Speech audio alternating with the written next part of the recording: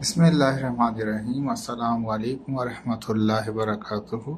इस वक्त स्टडी कर रहे हैं हम केमिस्ट्री, क्लास मैट्रिक है और हमारे पास ये सेकंड चैप्टर चल रहा है एसिड बेस एंड साल्ट। ठीक है, इसका हम पहला लेक्चर ले चुके हैं और पहले लेक्चर के अंदर हमसे ये रह गया था टेस्ट योर सेल्फ था, यानी कि सेल्फ असेसमेंट था, जिसमें पहला क्वेश्चन था why Arrhenius theory is only applicable on aqueous solution. Aqueous solution ऐसा होता है जो पानी वाला सॉल्यूशन होता है।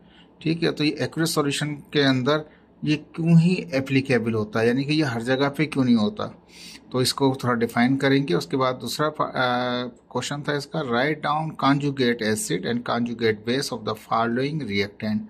जो नीचे रिएक्टेंट हमारे पास आ रहे हैं इनके कॉन्जुगेट एसिड बताइए और कॉन्जुगेट बेस बताइए। उसके बाद फिर स्टार्ट करेंगे अपना आज का टॉपिक पीएच और पीओएच के ऊपर। ठीक है जी, ठीक है। अभी पहला सवाल था हमारे पास, तो उसका ये जो आर्हेनियस थ्योरी थी वो एप्लीकेबल क्यों थी एक्यूरियस सॉल्यूशन के अंदर, अदर में क्यों नहीं थी हमारे पास। ठीक है, तो इसी में ही क्यों थी।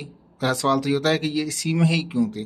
कहता है Arrhenius theory is only applicable, ये सिर्फ और सिर्फ एप्लीकेबल है किसमें, एक्यूरियस सॉल्यूशन में। क्योंकि बिकॉज वाटर कंटेन एच आइन और ओ एच आइन, क्योंकि पानी के अंदर दो होता है, अगर इसको आयनाइज किया जाए तो एच आइन बन जाएगा और ओ एच आइन बन जाएगा। व्हेन सब्सटेंस यानी कि एसिड या base is dissolve in the water, जब भी आप पानी के अंदर एसिड या बेस डालेंगे उसमें तो वाटर प्रोड्यूस कर देगा एच आइन और या ओ एच आइन। अगर एसिड डाला है तो एच आइन कर देगा, अगर बेस डाला है तो ओ एच आइन कर देगा। ठीक है जी, ओ आर करके लिखा हुआ है यहाँ पर भी और यहाँ भी मैंने ओ आर करके लिख रखा है। तो अगर सब्सटेंस एसिड है तो एच पॉजिटिव यानी कि आयन जनरेट करेगा, अगर बेस हमने ऐड किए तो O H negative ion generate करेगा।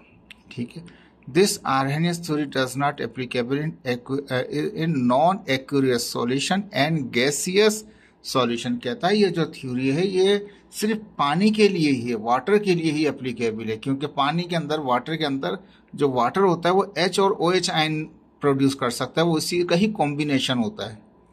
जब भी पानी को अगर आप आयोनाइज करेंगे तो एच आयन और ओ एच आयन में ब्रेक हो जाएगा, तो पानी में ही एच और ओ एच प्रोड्यूस हो सकते हैं, हर जगह पे ये प्रोड्यूस नहीं हो सकते। तो सिर्फ और सिर्फ एप्लीकेबल है किसमें, वाटर के अंदर है।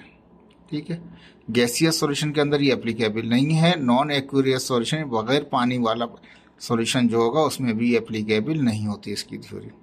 दूसरा सवाल ये था कि कॉन्जुगेट एसिड और कॉन्जुगेट बेस बताइए। यहाँ इंपॉर्टेंट जो बुक ने दे रखे थे मैंने वही कट पेस्ट कर दिए आपके आसानी के लिए। ठीक है, अब इसको थोड़ा सा समझ लीजिए, ये आप खुद भी बना सकते हैं। जो भी आपको मिले, जो भी आपको रिएक्टेंट मिले, सब्सटेंस मिले आपको, आप खुद भी बना सकते हैं। कैसे, ये थोड़ा समझेंगे अभी थोड़ी देर में। देखिए, पहली चीज तो ये कि वाटर वाला सॉल्यूशन है हमारे पास। ठीक है जी, तो यहाँ पे वाटर जो है वो एज ए बेस काम कर रही है, H2O H2O H2O H2O। ठीक है जी, अभी दो को नीचे स्टडी कर रहे हैं, सिर्फ यहाँ तक स्टडी कर रहे हैं। पहले सारे वाटर है, यहाँ पे एसिड है, एसिड को डाल रहे हैं वाटर के अंदर, वाटर बिहेव कर रहा है एज ए बेस। ठीक है जी, जब H को डालेंगे तो क्या करेगा कि ये हाइड्रोजन आयन इसके साथ ऐड हो जाएगा वाटर के H2O के साथ, तो वो H3O बना लेगा। ठीक है, एक चाहिए इसको, H3O ही बन रहे हैं सारे, देख लीजिए। तो वाटर को सिर्फ एक चाहिए, यहाँ पे एक है तो एक ही मिल जाएगा, तो बचा अकेला क्या, Cl बचा, Cl निगेटिव हो गया। ठीक है, पहले रिएक्शन समझ लें, बाद में एसिड और बेस को समझेंगे। ठीक है, तो वाटर है, वाटर को एक ही चाहिए हाइड्रोनियम आयन बनाने के लिए। H3O जो है वो हाइड्रोनियम आयन है। ठीक है, पॉजिटिव है, तो एक चाहिए इसको हाइड्रोजन, तो एक ही है तो एक ही ले लेगा, तो अकेला बचा हमारे पास यहाँ पे क्लोरीन, क्लोरीन हमने लिख दिया। अब ये H2SO4 है, तो इसमें से दो हाइड्रोजन है, हमें दो नहीं चाहिए, हमें एक ही चाहिए, तो H3O बना लेगा। एक दो में से एक ले लेगा तो H3O, बचे कितने यहाँ पे, दो में से एक चलाएगा तो एक बचा HSO4, तो HSO4 को कहते हैं बाय सल्फेट। क्या कहते हैं इसको, बाय सल्फेट कहते हैं। समझ में आ रही है बात आपको, एक था तो एक यूज हो गया, अकेला सिर्फ क्लोरीन बचा। यहाँ पे दो थे हाइड्रोजन तो एक तो यूज हो जाएगा, लेकिन जो एक बचेगा वो HSO4 बचेगा, उसको कहते हैं बाय, जिसके साथ भी H के साथ कुछ लग रही तो बाय कहलाती है वो, जैसे बाय सल्फेट, बाय कार्बोनेट, इस तरह से। ठीक है जी, अब यहाँ पे कहता है यही जो था हमारे पास दोबारा अगेन, यानी कि bisulphate HSO4 negative ion, देखा नेगेटिव था, वही यूज कर लिया किसके साथ, वाटर के साथ। अब एक है एक दे देगा, क्योंकि इसको हाइड्रोनियम आयन बनाने के लिए एक की ही जरूरत है। एक ले लेगा तो क्या बचा, SO4 बचा, तो SO4 बच गया।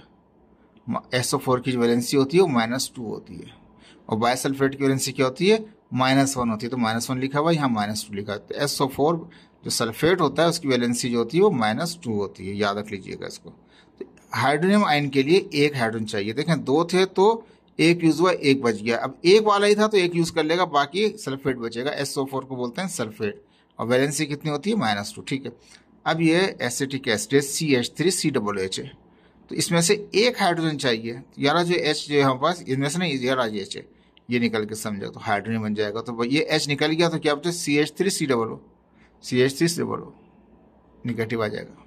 ठीक है, एक और बचा वाटर वाला। ठीक है, अब यहाँ अमोनियम है, NH4, इसको बोलते हैं अमोनियम। जो मैं बोल रहा हूं आप इसको राइट कर लीजिए, ताकि अब आपके फार्मूले, हर फार्मूले को क्लियर करके समझाते जाएंगे। जब तक केमिस्ट्री पढ़ रहे हैं मैट्रिक के आप, तो आपको याद हो जाएंगे फार्मूले। ये क्या है, अमोनियम आयन है, प्लस चार्ज लगा हुआ है। 4 हैं, 4 में से हाइड्रोजन कितने, 4 लगे, मतलब एक ही चाहिए उसको। 3 रह जाएंगे, 3 रह जाएंगे, क्या होता है, NH3, वो कहलाता है अमोनिया। ठीक है, वो अमोनिया है, ये अमोनियम है। तो हाइड्रोनियम, यहाँ तक तो पिक्चर क्लियर है कि हाइड्रोजन एक ही चाहिए होता है हाइड्रोनियम आयन के लिए।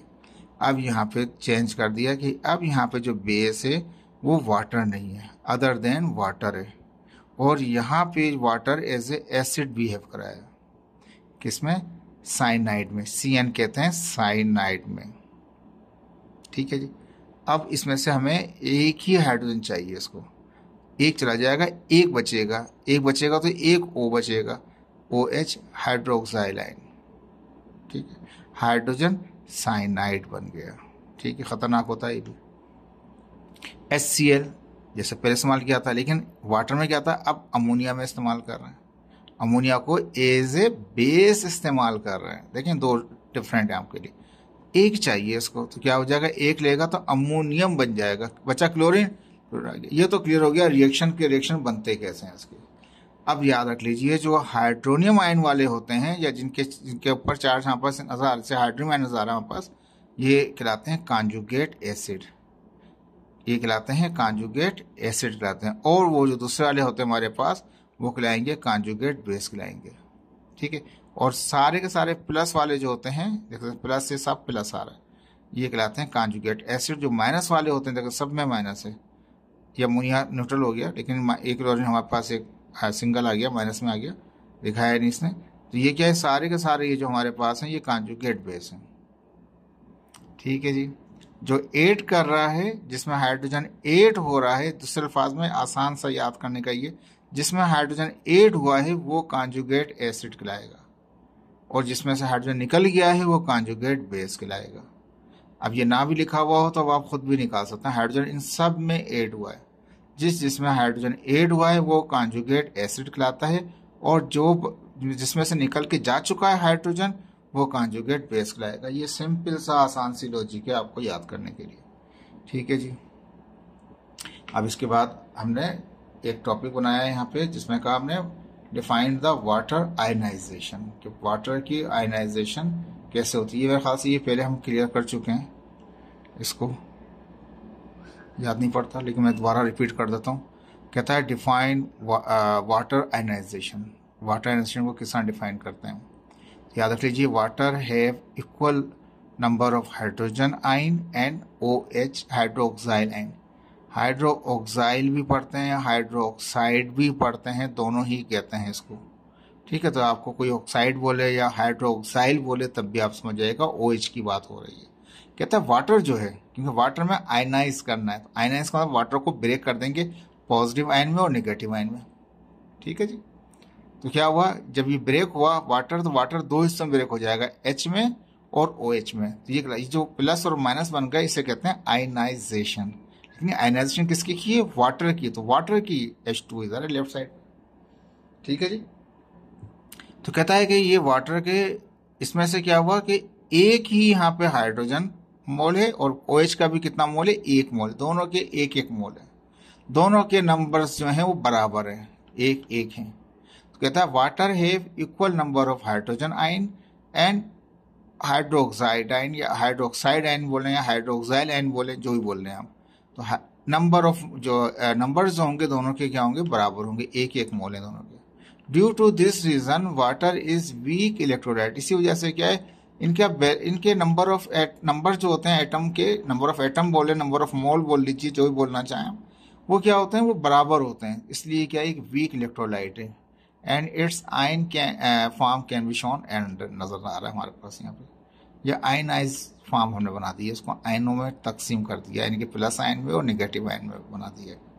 अगर इसका इक्विलिब्रियम कांस्टेंट निकालेंगे तो केसी क्या करते हैं, प्रोडक्ट को ऊपर रखते हैं और रिएक्टेंट को नीचे रख देते हैं, और उसको रखते हैं, ये जो स्क्वायर ब्रैकेट होता है इसको कंसंट्रेशन कहते हैं, ये फर्स्ट चैप्टर में पढ़ा था, कंसंट्रेशन, ठीक है। तो ये जो आयन है इसको भी कंसंट्रेशन में रख दिया, जो दूसरा वाला आयन है उसको भी कंसंट्रेशन, जहां पर वाटर मिला हुआ था रिएक्टेंट में उसको भी कंसंट्रेशन में रख दिया, मोलर कंसंट्रेशन में। तो square bracket represent the molar concentration, ये मोलर कंसंट्रेशन कहलाती है। यूनिट क्या होता है, मोल पर क्यूबिक डेसीमीटर होता है, मोल पर लिख लीजिएगा, नहीं तो फिर यहाँ पे माइनस लगा लीजिएगा ऊपर, ठीक है, ये मिस्टेक थोड़ा सा हो गया, यहाँ पे क्या रख रहे हैं, मोल पर क्यूबिक डेसीमीटर, माइनस लगा लीजिएगा। As we know that ionisation of water is very small, ionisation जो वाटर होती है बहुत ही छोटी होती है, so the concentration is approximately unchange and consider as constant, जो कांस्टेंट निकालते हैं आयनाइजेशन का वो KW निकालते हैं। सो द इक्वेशन क्या हमारे पास है, केसी, तो ये सिंपल है, वो ये डिवाइड कर रहा था, यहाँ पे रिएक्टेंट की वजह केसी को मल्टीप्लाई करेगा, तो यहाँ से क्रॉस में आके मल्टीप्लाई किया उसने। हमने ये कहा कि जो आयन कंसंट्रेशन होती है इसको KW कहा जाता है, जो आयनिक कंसंट्रेशन होती है दोनों की, प्रोडक्ट साइड पर जो दोनों होती हैं इनको हम KW बोलते हैं, आयनिक कंसंट्रेशन को। तो क्या हुआ हमारे पास, ये दोनों के दोनों जो थे प्लस और निगेटिव आयन जो थे ये KW बराबर हो गया, और KW बराबर गया KC और वाटर के, तो KC और वाटर खुद क्या हमारे पास वो इसको इधर लिख लें उसको इधर लिख लें, बात एक ही होगी, लेकिन यहाँ पे हमने इसको डिफाइन किया है कि KW किसके बराबर है, ये प्लस आयन और किसके, OH आयन के बराबर है, और KW बराबर है किसके, KC और वाटर के बराबर है, वाटर की कंसंट्रेशन के बराबर है, ठीक है। एक तो इस तरह से भी कह सकते हैं और एक इस तरह से कह सकते हैं कि जो आयनिक कंसंट्रेशन हैं बराबर होती हैं किसके, KW के। KW is ionic product constant, क्या कहते हैं उसको, आयनिक प्रोडक्ट कांस्टेंट कहते हैं। प्रोडक्ट में मल्टीप्लाई कर रहे हैं किसके, आयन, एक प्लस आयन और माइनस आयन मल्टीप्लाई कर रहे हैं, इसलिए कहलाएगा आयनिक प्रोडक्ट, और कांस्टेंट है तो इसलिए KW कह रहे हैं उसको। इसकी वैल्यू फिक्स होती है हमारे पास, क्योंकि हाइड्रोजन और वाटर की बात हो रही है, किसी और की बात नहीं हो रही, तो इसके लिए वाटर और हाइड्रोजन के लिए ये फिक्स होती है 1 × 10⁻⁻14 मोल पर क्यूबिक डेसीमीटर, और ज़ाहिर है ये भी एक है ये भी एक है, तो दो हैं तो ये स्क्वायर हो गई।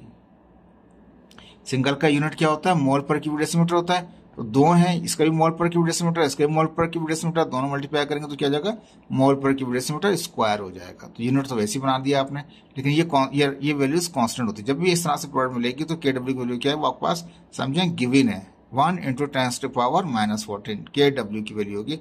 KW कहते हैं आयनिक प्रोडक्ट कांस्टेंट को। ये था आयनाइजेशन ऑफ वाटर, पेपर में आ सकता है, छोटा सा सवाल है, शॉर्ट के अंदर आपको दे सकते हैं ये, ठीक है जी, मुश्किल नहीं था, हमने कुछ नहीं किया, वाटर को ब्रेक कर दिया आयंस में, और वो जो आयंस होते हैं बराबर होते हैं KW बराबर होते हैं, जो आयनिक प्रोडक्ट होती है बराबर होती है किसके, KW बराबर होता है KC × रिएक्टेंट वाटर के, ठीक है, याद रख लीजिएगा। और वैल्यू KW कितनी होती है, 1 × 10⁻⁻14 मोल पर क्यूबिक डेसीमीटर स्क्वायर भी याद रखिएगा, ठीक है जी। ये तो हो गया हमारे पास सवाल। अब इसके बाद हम नेक्स्ट क्वेश्चन करते हैं यहाँ पे, define pH and POH, and कहता है कि pH स्केल भी बताइए साथ में, ठीक है जी। पहले pH और फिर उसके बाद POH बताएंगे, उसके बाद P स्केल बताएंगे, pH स्केल। कहता है इन 1909, यानी कि 1990 नहीं कह रहा, 99 नहीं कह रहा, 1909 के अंदर क्या हुआ, डेनिश हमारे पास डेनिश केमिस्ट थे सोरेन पीटर, ठीक है, और इंट्रोड्यूस किया उन्होंने कॉन्सेप्ट किसका, pH का, और pH क्या था, is the abbreviation of potential hydrogen. P का मतलब पोटेंशियल, H का मतलब हाइड्रोजन, तो हाइड्रोजन का जो पोटेंशियल है उसको बोलते हैं pH कहा जाता है। ये एब्रीवेशन इंपॉर्टेंट है, आपके MCQs में भी आ सकता है। तो pH जो एब्रीवेशन है किसका है, पोटेंशियल हाइड्रोजन है हमारे पास, और and is a scale which is used to find the acidity and basicity of the liquid। किसकी बात कर रहे हैं? लिक्विड की बात कर रहे हैं, गैसेस की बात नहीं कर रहे भाई साहब। यहाँ बात कर रहे हैं किसकी? लिक्विड की बात कर रहे हैं। लिक्विड में चेक करेंगे कि लिक्विड जो है वो एसिडिक नेचर का है या बेसिक नेचर का है, तो वो स्केल की मदद से आप मालूम कर सकते हैं। और मीटर भी होता है, पेपर भी होते हैं, जिसकी मदद से आप मालूम कर सकते हैं कि ये सॉल्यूशन जो है वो एसिडिक वाले नेचर का है या बेस वाली नेचर का है। एसिड वाले नेचर को एसिडिटी कह रहे हैं, जो बेस वाली नेचर है उसको बेसिसिटी कह रहे हैं। ठीक है जी। और पीएच शॉर्ट फॉर्म किसकी है? ये पोटेंशियल हाइड्रोजन की शॉर्ट फॉर्म है। ठीक है। डेनिश केमिस्ट यहाँ पर सोरेन थे, और वो क्या थे? 1909 के अंदर उन्होंने ये थ्योरी पेश की थी। सबसे पहले इन्होंने ही बताया था किसके बारे में? पीएच के बारे में, या दूसरे अल्फाज में पीएच ना बोलें तो क्या बोलेंगे? पोटेंशियल हाइड्रोजन के बारे में। और इसका स्केल से डिसाइड हो जाता है कि ये एसिडिटी, ये सब्सटेंस है वो एसिडिक है या एसिडिटी है इसमें, या बेसिसिटी है या बेसिक है, एसिडिक है या बेसिक है। ठीक है। अब पहला पार्ट आ गया इसका पीएच। पहले तो बता दिया कि पीएच क्या है? Potential hydrogen. पीएच क्या है?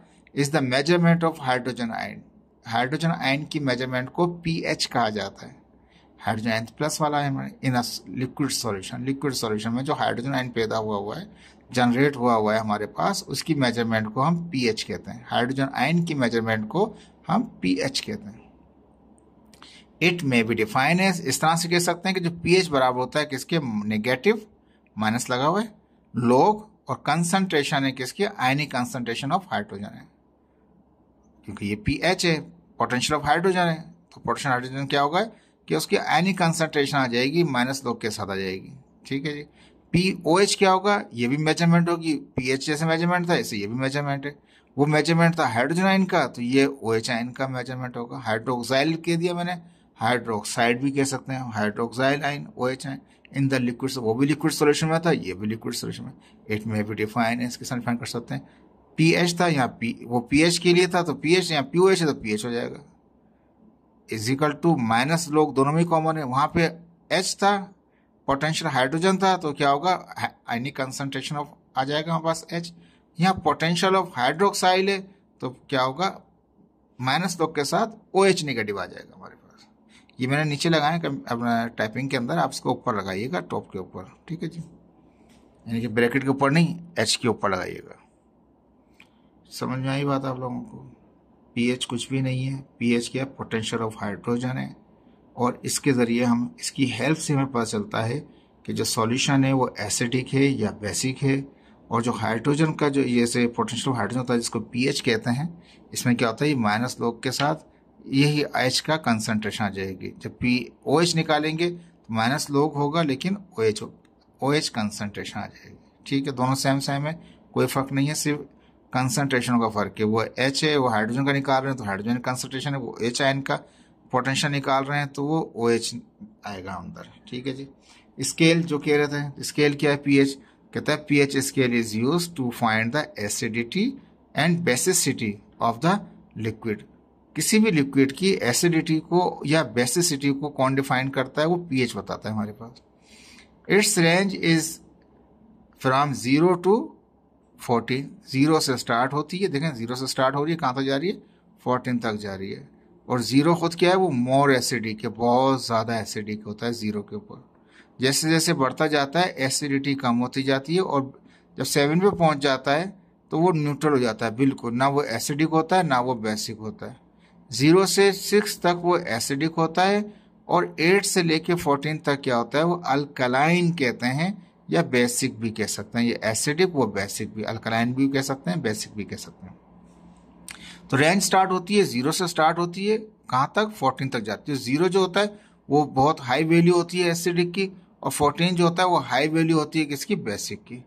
PH of the different solution can be find by the pH paper. PH paper आते हैं, उसको हम डालते हैं सॉल्यूशन में, पता चल जाता है कि ये एसिडिक है या ये बेसिक है। पीएच इंडिकेटर भी आते हैं। ठीक है। फर्स्ट ईयर में करेंगे आप लोग इसके प्रैक्टिकल वगैरह केमिस्ट्री के अंदर। तो पीएच पेपर भी आते हैं, पीएच इंडिकेटर भी आते हैं, पीएच मीटर भी आता है, जिससे हम पता कर सकते हैं कि ये जो सॉल्यूशन है ये एसिडिक है या बेसिक है। ठीक है जी। और यहाँ पे रेंज दिखा दी है आपको 0 से लेकर 6 तक। वो 0 से जैसे ही बढ़ते जाएंगे आहिस्ता आहिस्ता उसकी एसिडिटी कम होती जाएगी। 6 पे जाके वो आहिस्ता आहिस्ता 7 पे आके तो बिल्कुल ही ख़त्म हो जाएगी। 7 न्यूट्रल है, ना वो एसिडिक है ना वो बेसिक है। 0 से 6 और 8 से 12 याद रख लीजिएगा। ठीक है, अब इसका सेल्फ असेसमेंट था हमारे पास। कहता है why pure water is consider as weak electrolyte. जो खालिस किस्म का हमारे पास वाटर है वो वीक क्यों होता है? तो कहता है water is a weak electrolyte है। वाटर पानी जो है एक वीक इलेक्ट्रोलाइट है, क्योंकि because it have equal number of hydrogen ion and OH ion. इसमें बराबर होते हैं दोनों के ion number. And water does not have enough ion, और वाटर के पास ज़्यादा आयन होते ही नहीं है to transmit electron from one place to another place. एक जगह से दूसरी जगह ट्रांसफर करने के लिए उसके पास आयन ही नहीं होते। इलेक्ट्रॉन की बात नहीं हो रही, उसके पास इनफ किस्म के आयन नहीं होते जिसकी वजह से वो इलेक्ट्रॉन को ट्रांसफर करे एक जगह से दूसरी जगह। जो आयन नहीं है, दोनों जो भी आयन है वो इक्वल है, बैलेंस है। इस वजह से क्या ये वीक इलेक्ट्रोलाइट कहलाता है पानी, water. What is the pH value of the following? Lemon juice है, इसकी कितनी होती है? तो लेमन की हमारे पास 2.3 होती है pH वैल्यू। ठीक है जी, 0 से स्टार्ट होता है और याद है आपको 14 तक होता है। तो 0 से 6 तक जो है वो एसिडिक है। तो इसका नेचर क्या है? वो एसिडिक है, क्योंकि इसकी लेमन जो है वो केस में आता है 2.3 वैल्यू आती है। सोडा वाटर, पानी का जो सोडा होता है जो पीते हैं, वो 3.8 होता है। एसिडिटी आहिस्ता आहिस्ता कम होती जा रही है, जैसे क्योंकि ये 3 तक पहुंच गया तो 6 पे पहुंच के और कम हो जाएगा। ब्लैक कॉफ़ी कितना है? वो भी एसिड है, लेकिन कितना है वो हमारे पास? वो 5 दे रखी है वैल्यू उसकी। मिल्क की कितनी दे रखी है? 6 से लेके 6.3 से लेके 6.6 तक दे रखी है। वॉशिंग सोडा की कितनी दे रखी है हमारे पास? वो 12 दे रखी है। ठीक है जी, इसके बाद अब हम स्टार्ट करेंगे इसके जो हमारे पास एग्जाम्पल्स हैं।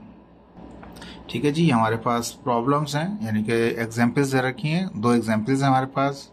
तो कहते हैं एग्जाम्पल नंबर 1 है अ सॉल्यूशन ऑफ HCl। एक सॉल्यूशन हमारे पास है किसका? हाइड्रोक्लोरिक एसिड का है, HCl का है, HCl लिखा हुआ है। ठीक है, हैज pH ऑफ 2.3। उसकी pH कितनी है? 2.3 है हमारे पास। Calculates it's pOH। बताइए इसका pOH क्या होगा और इसका हाइड्रोजन आयन कंसंट्रेशन। देखें, आयन तो है लेकिन स्क्वायर ब्रैकेट में लिखा हुआ है, तो इसलिए बोलेंगे हाइड्रोजन आयन। हाइड्रोजन आयन तो है प्लस की वजह से, लेकिन ब्रैकेट से बोलेंगे कंसंट्रेशन। ठीक है जी, तो pH दिया रखा है आपको, pH कितना? 2.3 है, तो pH is equal to 2.3। pOH मालूम कर रहा है, तो मैंने pOH मालूम करने के लिए पहला पार्ट कर दिया उसको। हाइड्रोजन आयन कंसंट्रेशन मालूम करना है, वो क्वेश्चन मार्क कर दिया। सिंपल सा फार्मूला हमारे पास है यहाँ पे, pH और pOH को मिलाएंगे तो दोनों को मिलाने से कितना बराबर आता है? वो 14 आता है। ये याद कर लीजिएगा। pH बुक में नहीं दिया हुआ था आपका, pH प्लस pOH ये किस बराबर होता है? ये 14 के बराबर होता है।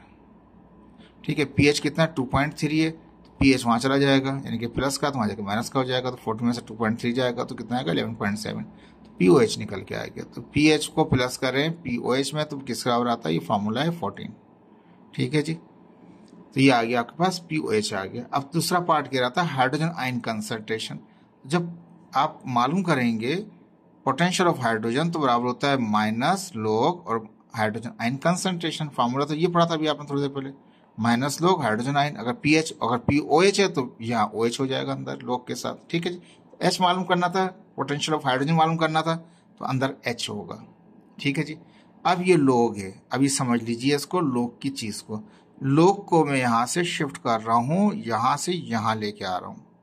जब लॉग यहाँ से यहाँ पे आएगा और वो एज ए एंटी लॉग हो जाएगा तो क्या होगा? लॉग खत्म हो जाएगा और जो कुछ भी यहाँ पे था वो 10 की पावर बन जाएगा, 10 उसकी बेस बन जाएगा। लॉग खत्म हो जाएगा, टू द बेस 10 हो जाएगा। वो क्या हो जाएगा? टू द बेस 10 हो जाएगा। देखिए यहाँ पे दोबारा समझा रहा हूँ आपको। माइनस लॉग को जब मैं यहाँ से यहाँ शिफ्ट करूंगा, लेफ्ट साइड पे लेके जाऊंगा, तो यहाँ से वहां जाके वो लॉग इनवर्स हो जाएगा। क्या हो जाएगा? लॉग इनवर्स जो हो जाएगा वो बराबर होता है बेस, और जो कुछ भी वहां था वो पावर बन जाता है। अब वो माइनस से है तो इसलिए माइनस इसकी पावर में चला जाएगा। अगर ये माइनस नहीं होता तो ये प्लस में ही होता इसका पावर pH।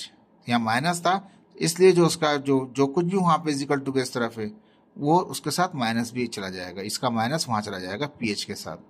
लेकिन लॉग खत्म हो जाएगा, टू द बेस 10 में चला जाएगा। किसमें बराबर जाएगा? टू द बेस 10 में। याद रख लीजिएगा, जब भी लॉग को यहाँ से वहां शिफ्ट करेंगे तो टू द बेस हो जाएगा, जो कुछ भी वहां था वो टू द बेस में आ जाएगा, वो अपने वो 10 की बेस 10 की पावर बन जाएगा वो जो कुछ भी यहाँ था लेफ्ट साइड पे। ठीक है जी। अब यहाँ क्या हुआ, यहाँ पर तो लो सिर्फ हाइड्रोजन आयन कंसंट्रेशन बचा, क्योंकि लोग माइनस लोग को तो आपने वहाँ शिफ्ट किया, जब वहाँ शिफ्ट किया तो वो वहाँ जाके बराबर हो गया 10, और जो कुछ भी वहाँ था वो पावर बन गया, माइनस था तो इसलिए पावर में माइनस चला गया। अच्छा ठीक है, अभी हाइड्रोजन आयन को यहाँ लिखा हुआ है, इसको यहाँ लिख दूँ, इसको वहाँ लिख दूँ, कोई फर्क नहीं पड़ता। तो ये 10 बेस अपनी जगह पर है, माइनस से तो मैंने माइनस भी रहने दिया। पीएच कितना था, 2.3 दे रखा था हाइड्रोजन का, ठीक है ना। हाइड्रोजन का जो पीएच था आपने देखा रखा था, पीएच ये रहा 2.3, ऊपर भी दे रखा था आपको 2.3 दे रखा था। हमने क्या किया, यहाँ पे पीएच की वैल्यू रख दी 2.3। अब ये मैंने इसको दोबारा लिख दिया, 10 की पावर कितनी, -2.3, माइनस बाहर तो मल्टीप्लाई करके माइनस ही रहेगा 2.3। तो ये जब भी कैलकुलेटर में आप 10 टू द बेस निकालें, पावर निकालेंगे, बेस 10 रख के निकालेंगे पावर -2.3, तो बराबर आएगा 0.00501।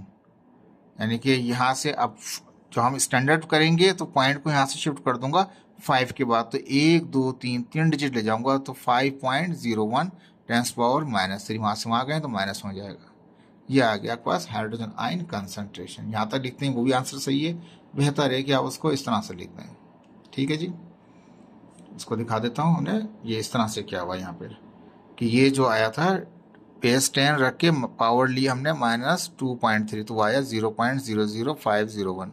तो पॉइंट को यहाँ से शिफ्ट किया 5 के बाद, तो 1 2 3 2 0 1 5, 3 डिजिट गया मैं, तो 5.01 कर दिया, टेंस पावर -3 कर दिया मैंने। ठीक है जी, इजी था, मुश्किल नहीं था ये आपका।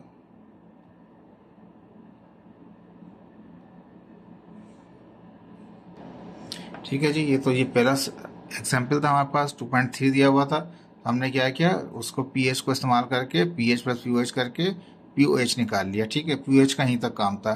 फिर हमने हाइड्रोजन आयन कांस्टेंट चाहिए था, लोग यहाँ से वहाँ शिफ्ट किया, तो वो क्या हुआ, बेस जो कुछ भी वो था, जो कुछ भी वहाँ से पीएच था, पीएच की बेस क्या बन गई, 10 बन जाएगी, लो खत्म हो जाएगा, माइनस था तो माइनस उसके पीएच के साथ आ जाएगा। ठीक है, वैल्यू रख दी, और ये मैंने आपको बता दिया किस तरह से इसको हम सॉल्व कर सकते हैं।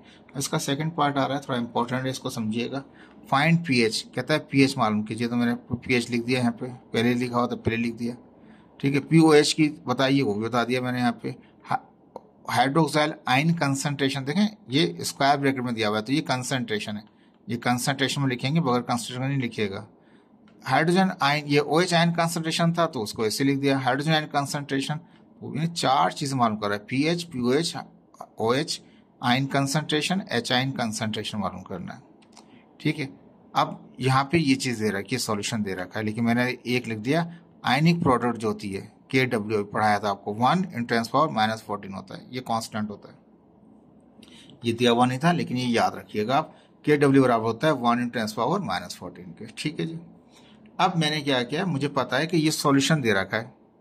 ठीक है, कहता है ये पीएच, ये सब चीजें मालूम कीजिए, कितने में, 2.46 × 10⁻19 मोलरिटी, क्या, पोटाशियम हाइड्रोक्साइड सॉल्यूशन। तो पोटाशियम हाइड्रोक्साइड के अंदर OH आ रहा है, पोटाशियम OH क्या है, वो बेस है, तो इसका मतलब ये जो कंसंट्रेशन है, ये कंसंट्रेशन किसकी इस्तेमाल हो जाएगी, ये OH की इस्तेमाल हो जाएगी। तो ये OH वाला जो पार्ट है वो सबसे पहले निकल आएगा आपके पास, तो मैंने ऑर्डर चेंज कर दिया। सबसे पहले क्या निकल सकता है मेरे पास, सॉल्यूशन के अंदर पोटाशियम हाइड्रोक्साइड है, सल्फर एसिड नहीं है, बेस है OH, ये बेस है OH है, तो ये कंसंट्रेशन OH की है, ये OH की कंसंट्रेशन सबसे पहले निकलेगी, तो मैंने इसको पार्ट 1 कर दिया। जब OH निकल आएगा कंसंट्रेशन, तो आप क्या निकाल सकते हैं, हाइड्रोजन आयन कंसंट्रेशन निकाल सकते हैं, उसको मैंने 2 कर दिया। जब दोनों कंसंट्रेशन निकल आएंगी, फिर उसके बाद आपकी, क्योंकि अब आपकी मर्जी है कि पहले पीओएच मालूम करें या पहले हाइड्रोजन आयन का पीएच मालूम करें, तो मैंने पीएच पहले निकाल लिया, बाद में पीओएच कर लिया। तो जो सॉल्यूशन मिला हुआ है वो पोटाशियम हाइड्रोक्साइड मिला है, बेस का मिला हुआ है, तो ये कंसंट्रेशन OH की भी है और यही कंसंट्रेशन पोटाशियम की भी है, तो OH की कंसंट्रेशन उसके सॉल्यूशन में मिल गई। समझ में आए, देखिए सॉल्यूशन सी मैंने पकड़ा है इसको, अब मैंने लिख दिया according to question, according to potassium hydroxide solution. Potassium hydroxide का जो सॉल्यूशन है, तो ये OH कंसंट्रेशन कितनी हो जाएगी इसकी, वही होगी, ये सॉल्यूशन में दे रखी है, क्योंकि ये कंसंट्रेशन जो होती है ये 2.46 × 10⁻90 मोलरिटी, ये पोटाशियम के लिए भी इस्तेमाल होती है, ये OH के लिए भी इस्तेमाल होती है। ठीक है, तो मैंने ये OH का कह दिया, ये OH की हो गई। OH पहले सबसे पहले मालूम कर लिया। अब मैं मालूम करना चाहता हूँ हाइड्रोजन कंसंट्रेशन। तो फॉर्मूला जानता हूँ, आयनिक प्रोडक्ट कांस्टेंट Kc नहीं Kw बराबर है आइन। आइन कौन सा, एक हाइड्रोजन आइन एक OH आइन। Kw तो मैंने याद कर लिया था कि 1 × 10⁻14 है, तो वो मैंने यहाँ पुट कर दिया। हाइड्रोजन मालूम करना है आपको, OH तो आपको सॉल्यूशन में से मिल गया पोटेशियम हाइड्रोक्साइड के OH था, तो वो कंसंट्रेशन उसी की, तो ये OH की यहाँ रख दी मैंने। अभी यहाँ मल्टीप्लाई कर रहा है हाइड्रोजन आयन कंसंट्रेशन को, तो वहाँ जाके डिवाइड करेगा। देखिए यहाँ पे क्या किया मैंने, यहाँ मल्टीप्लाई कर रहा था, वहाँ जाके इसने 1 × 10⁻14 को डिवाइड कर दिया। यहाँ बचा सिर्फ हाइड्रोजन आयन कंसंट्रेशन। अब इसको डिवाइड करने का आसान सा सिंपल तरीका, मैंने हाइड्रोजन आयन को यहाँ लिखूँ या वहाँ लिखूँ, बात एक ही, मैंने यहाँ लिख दिया, उसको यहाँ कर दिया। क्या किया मैंने, 1 को डिवाइड कर दिया 2.46 से। 1 डिवाइड मुश्किल हो जाएगी बच्चों को, तो आसान हाल ये 1 को डिवाइड करते हैं 2.46 से, तो जो 1 को डिवाइड करेंगे तो ये आएगा 0.4065। ठीक है, अब ये ऊपर क्या बचा 10⁻14, तो 10⁻14 है। नीचे वाला 10⁻−9 है, जब ये ऊपर जाएगा तो ये माइनस से क्या हो जाएगा, ये प्लस हो जाएगा। तो 10 की पावरों को मैंने, क्योंकि दोनों बेस सेम है, तो पावर 8 से उठ जाएंगे, नीचे से ऊपर जाएगा तो नीचे वाला जो माइनस है तो ऊपर जाएगा प्लस हो जाएगा। 10 एक तरफ सॉल्व कर लिया, ये न्यूमेरिकलों को हमने डिवाइड कर दिया, 1 को डिवाइड कर दिया 2.46 से, तो वो ये आ गया था। ठीक है, अब मैंने क्या किया, इसको मैंने अभी ऐसे ही रखा यहाँ पे, क्योंकि मैं इसको सॉल्व करना चाह रहा था। 10 अपनी जगह, 14 में से -14 में से प्लस के 9 गए, तो कितना बचा, -5 बचा। ठीक है, यहाँ तक आ गया। अब मैं इसको स्टैंडर्ड बनाऊंगा, क्योंकि 0 पॉइंट नहीं 4 पॉइंट समथिंग रखूंगा। इसको उठा के 4 के बाद लेके आऊंगा, तो एक डिजिट लेके आऊंगा तो एक पावर और माइनस कम करनी पड़ जाएगी, -6 करना, 5 था तो -6 हो जाएगा, 4.06 आ गया मेरे पास hydrogen ion concentration. OH ion concentration आपने सबसे पहले निकाल लिया था, वो निकाला था आपने किससे, OH पोटेशियम हाइड्रोक्साइड के सॉल्यूशन से, ये इसी में था OH मौजूद था। ये जो है किसका, ये OH का कंसंट्रेशन है। OH का निकाल लिया आपने सॉल्यूशन से, और H का निकाल लिया आपने आयनिक प्रोडक्ट कांस्टेंट के फार्मूले से। और डिवाइड किस तरह से किया वो भी दिखा दिया मैंने आपको। अब आपके ऊपर डिपेंड करता है, अब pH मालूम करें या POH मालूम करें, क्योंकि कंसंट्रेशन आपके पास H भी आ चुकी है और OH भी आ चुका है। मैं आसानी के लिए H ही निकाल रहा हूँ, pH निकालना चाहता हूँ। तो pH के लिए क्या होता है, माइनस लोग, और हाइड्रोजन आयन कंसंट्रेशन होता है फार्मूला, तो हाइड्रोजन आयन निकाल चुके हैं, तो मैंने इसको ब्रैकेट में, छोटी ब्रैकेट में करके पूरी कंसंट्रेशन 4.0 से 10⁻6 यहाँ रख दिया। अब आप क्या करेंगे, माइनस भी लिखेंगे, लोग लिखेंगे, और इसको ब्रैकेट में लिख के इस तरह से पूरी टर्म लिख के सॉल्व करेंगे, तो 5.69 आ जाएगा, 5.39 आ जाएगा, सॉरी, ये आ गया pH। अब आपको चाहिए POH, तो वो फार्मूले से भी निकाल सकते हैं, लेकिन एक फार्मूला ये पहले पढ़ा था आपने, pH प्लस POH को जमा करेंगे तो 14 हो जाएगा। pH निकल चुका है, तो POH निकालना सबसे आसान है, इसको वहाँ ले जाएं और सॉल्व कर लें आप, ये आपके पास निकल के आ जाएगा। 40 में से 5.39 गया, कितना आ गया, 8.61 आ गया। ये इस तरीके से भी कर सकते हैं, POH का फार्मूला लोग वाला लगा के भी कर सकते हैं, दोनों आपके ऊपर डिपेंड करता है, आप किसी तरीके से भी निकालें, आंसर सेम निकलेगा। ठीक है जी, होपफुली आपको समझ में आया होगा। समझ लीजिए इसके अंदर खास ये था, सेकंड क्वेश्चन के अंदर जो सॉल्यूशन मिला होता है, अगर ये बेस का सॉल्यूशन है तो OH यहाँ से मिल गया, अगर ये एसिड का होता तो वो H मिल जाता आपको, ये बेस का था तो आपको बेस मिल गया। तो होपफुल आपको समझ में आया होगा, इसको लाइक कीजिएगा, लोगों को शेयर भी कीजिएगा। अल्लाह हाफिज़।